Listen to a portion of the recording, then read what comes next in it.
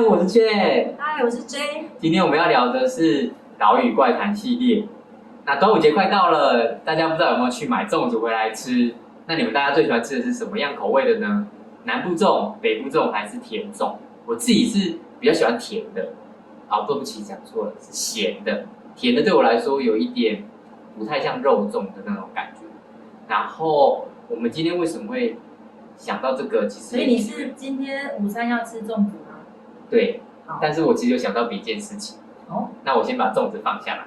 好，主要呢，我想到的是最近台湾其实有上映电影是《粽邪2》，然后他之前还有出过《粽邪1》，这两部电影呢，在台湾都非常的红，大家都讨论非常热烈。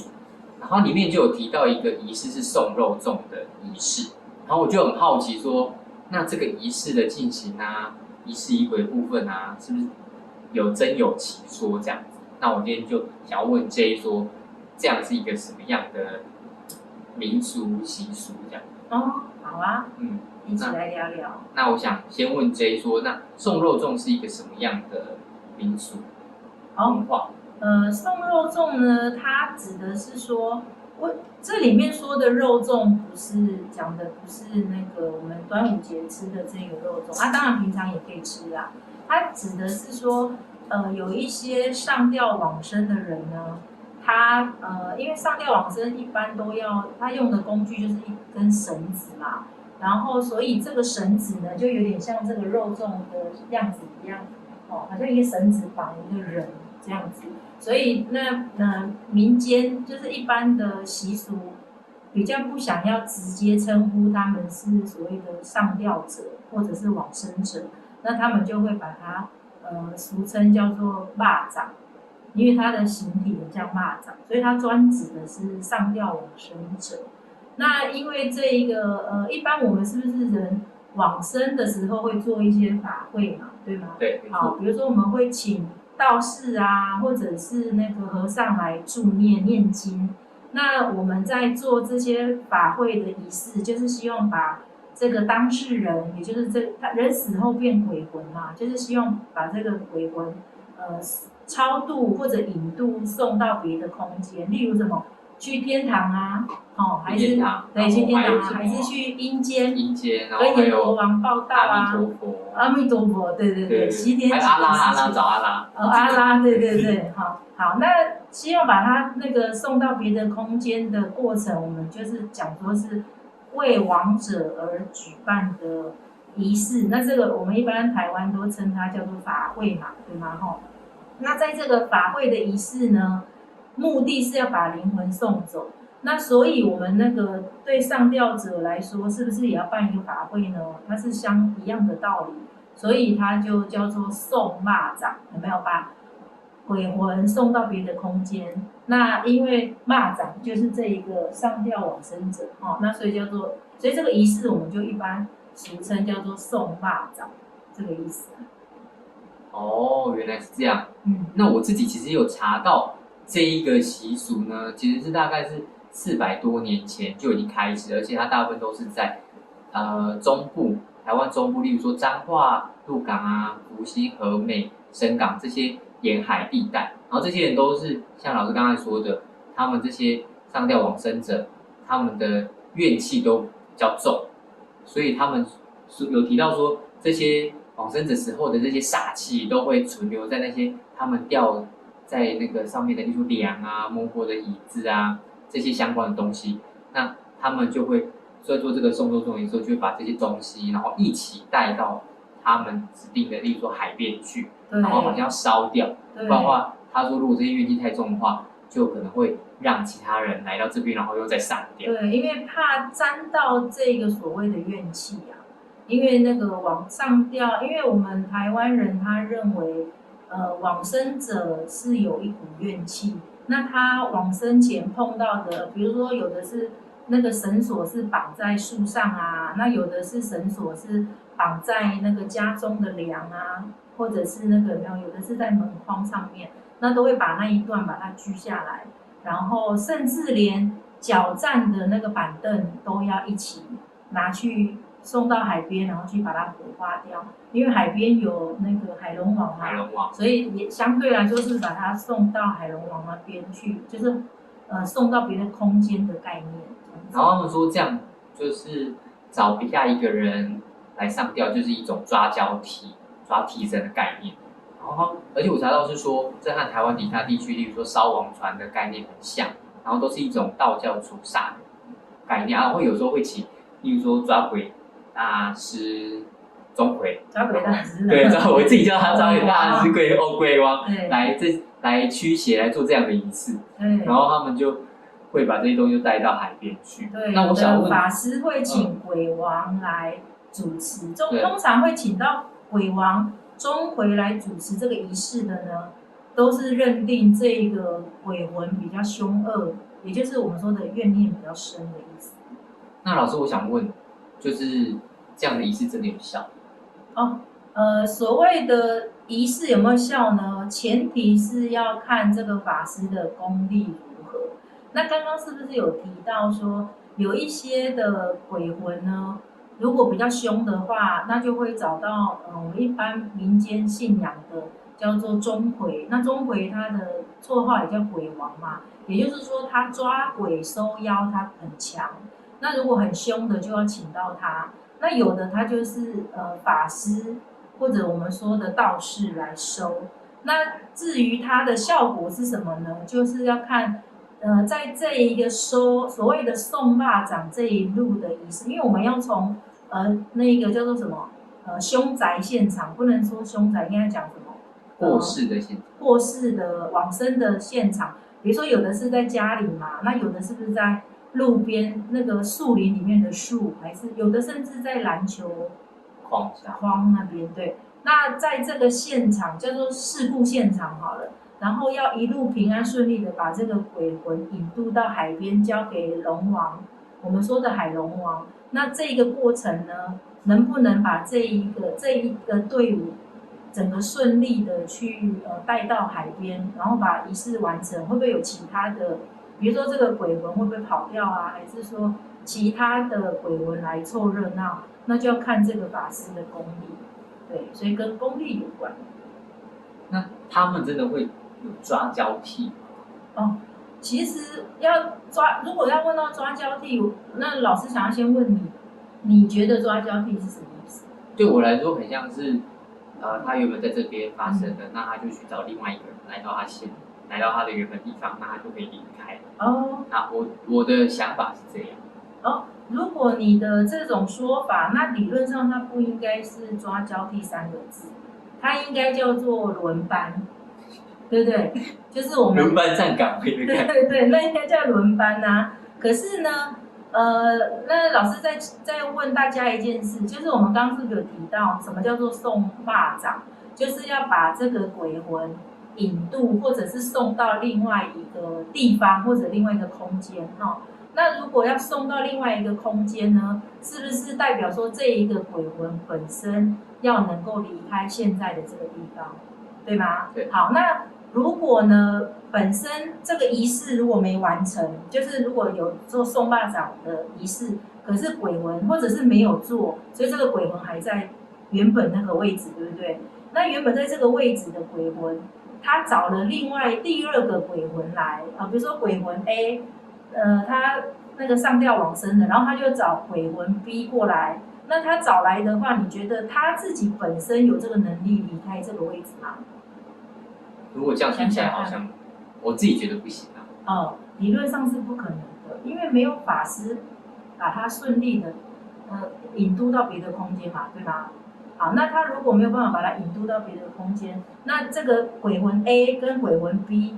在一起，他们就会感情越来越好，因为他又找到的朋友，然后他们可能又会再吸引第3个朋友，然后可能再吸引第4个朋友，对，那他们就会变群聚。不行，这样不行，现在不能，不管什么时候都不要群聚，这样好。那我有一个比其他的想法，就是那一般我们会说有怨念，对，那对我们来缠在那个东西上面。对，我们来讨论一下怨念是什么呢？就是大部分的人都对于为什么会有所谓送蚂蚱这一个仪式产生？就是因为我们一般民间都认为上吊往生者他们的怨念深，所以可能会变成那个害人，有没有害别人也来上吊，对吗？就是你刚刚提到抓交替嘛，他不服，然后对再找人来就抓交替这样。对，那其实呢，老师刚刚已经解释了嘛，他是不是第一个他会有第二个跑过来？为什么呢？这叫做物以类聚。物以类聚讲的就是说什么？就是一个人，他重点不是这个鬼魂本身的是不是一个邪灵，还是一个怨恨的人，而是他是为什么上吊往生？他想要上吊往生的这个意念，才是造成他所谓的怨气，你懂吗？也就是说，有的鬼魂本身并没有任何的怨气而去上吊往生，那有的鬼魂会，所以呢，他就吸引了跟他一样同质性的第二个鬼魂，然后再来吸引了第三个，就是前提就是说没有做好仪式把他送走。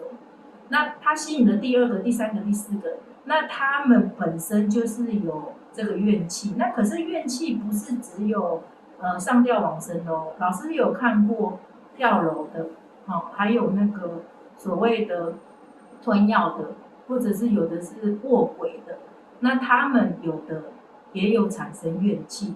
所以呢，怨气这个这一个状态，并非只有上吊往生特有的，这样了解吗？好，那因为有真的也是有真的是怨气比较深的，那他就会吸引其他也怨气深的一起。所以这个才是我们要厘清的观念，这样懂吗？所以怨气是什么呢？怨气就是，比如说我们在聊天，你听得到我的声音嘛，对不对？这个叫做音波。音波。对，音波。那我们的意念、意识也是一个意念波，所以呢，他对这个世界的不满，所以导致他选择那个上吊往生的这一个意念波，才会影响到其他活着的人，所以才会有这种好像吸引其他的鬼魂过来的这个特性。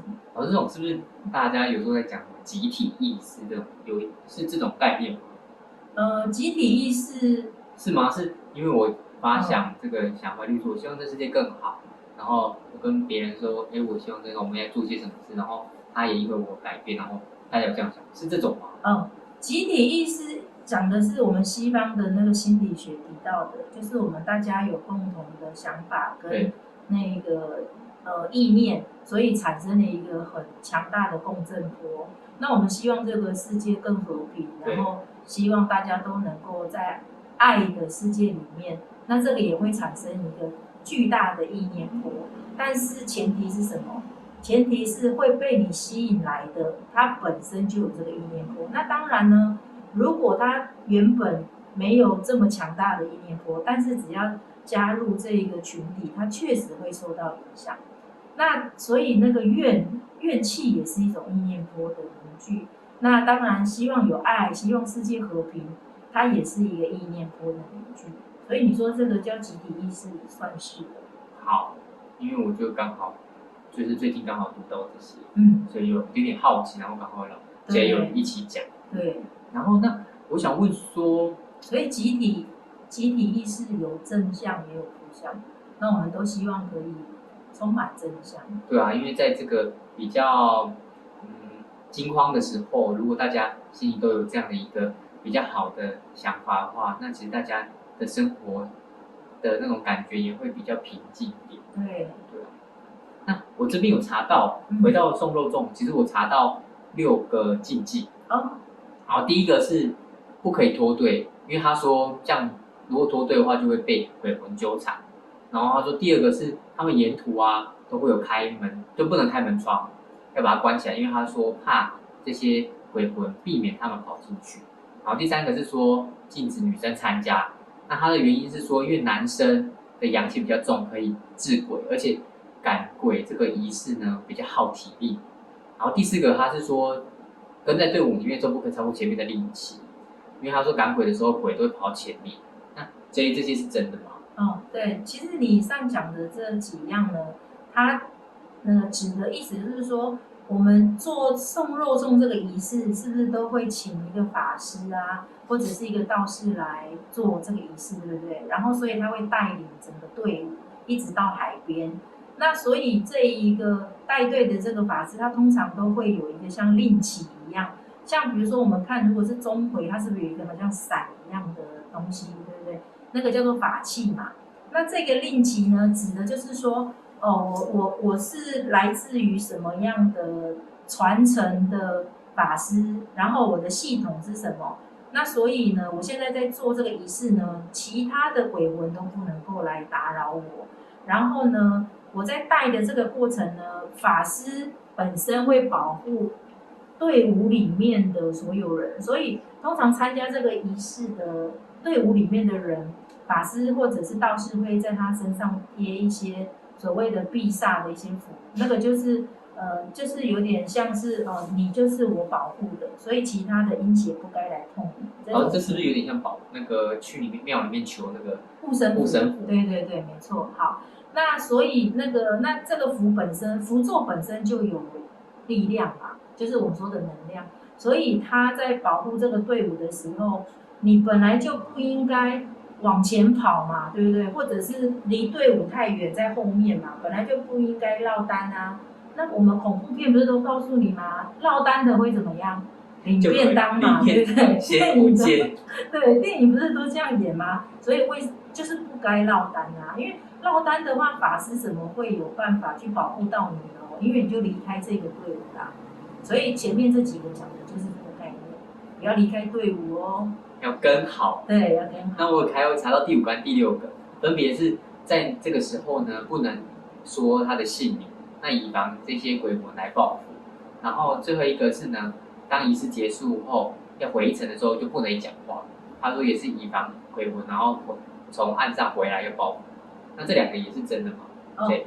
这2个指的就是说什么呢？我们这个仪式是不是好不容易顺利走到海边的，对不对？那我们也把鬼魂那个送到海边，那交给龙王嘛，对不对？那然后呢，我们回头要离开他的时候呢，我们可以跟他说再见吗？再见这2个字其实就是要再一次见，所以我不会说了。对啊，所以不能说嘛，对不对？所以我们不跟他说再见。那我们转头回来的时候，我们就开始聊天，很欢乐。那你觉得被丢在岸边的鬼魂为什么感觉？他觉得无聊。对，他就会回来说：“你们在聊什么？我也要来凑热闹。”那你们要知道，送肉粽的这个法会的这一路走过来呢，村里面其他孤魂野鬼，镇里面的其他的孤魂野鬼都会来凑热闹哦。因为在这个仪式里面，是不是都会有的要放鞭炮啊，然后有的沿路要撒那个纸钱等等的。那其他的孤魂野鬼也会来哦。其实所有的法会，很多的法会都是有这样同样的性质，就是有其他孤魂野鬼会来，那就是我们说的好兄弟嘛。那如果你要回头说这边聊天不管聊什么，那其实这些鬼魂是不是也会来凑热闹？那所以呢，如果来凑热闹怎么办？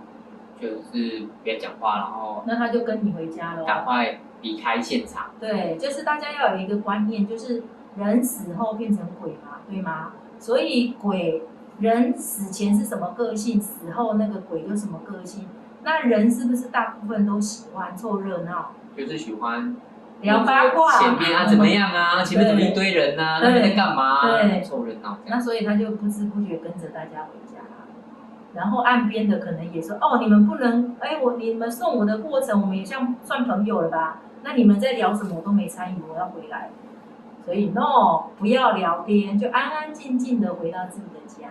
这样了解吗？”好，那这以上几个方式就是，反正在队伍里面就是不要离开法师，然后都安静，然后让法师做这一切，然后结束就赶快回家，然后也不能回头，对不对？